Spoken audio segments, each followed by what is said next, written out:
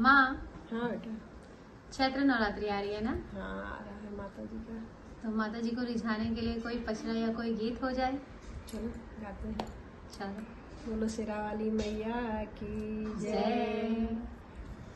कवन मैया करिया बाड़ी, कवन मैया गोर हरि, कवन हो मैया ना, हे कवन हो मैया ना, बाड़ी आंगव के पातरी, कवन हो मैया ना, बाड़ी आंगवा के पातर, कवन हो मैया ना, बाड़ी आंगवा के पातर, कवन हो मैया ना। काली मैया करिया बाड़े, दुर्गा मैया गोर हर, काली मैया करिया बाड़ी, दुर्गा मैया गोर हर, शीतल हो मैया ना, हे शीतल हो मैया ना, बाड़ी आंगवा के पातर, शीतल हो मैया ना, बाड़ी आंगवा के पातर, शीतल हो मैया ना, बाड़ी आंगवा के पातर, शीतल हो मैया ना।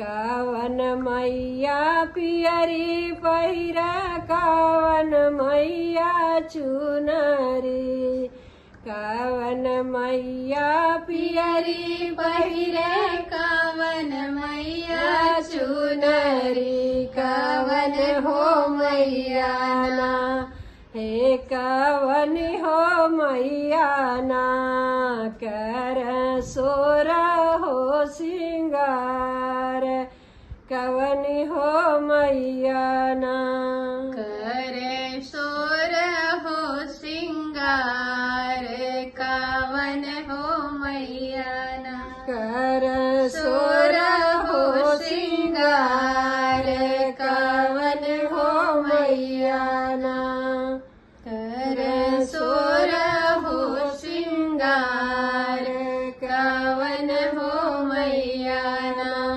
काली मैया पियरी पहिरा, दुर्गा मैया चुनरी, काली मैया पियरी पहिरे, दुर्गा मैया चुनरी, शीतल हो मैया ना, हे शीतल हो मैया ना, कर सोर हो सिंगार, शीतल हो मैया ना, कर सोर हो श्रृंगार, शीतल हो मैया ना, करन मैया बेटा दिहली, कवन मैया बेटी, कवन हो मैया ना, हे कवन हो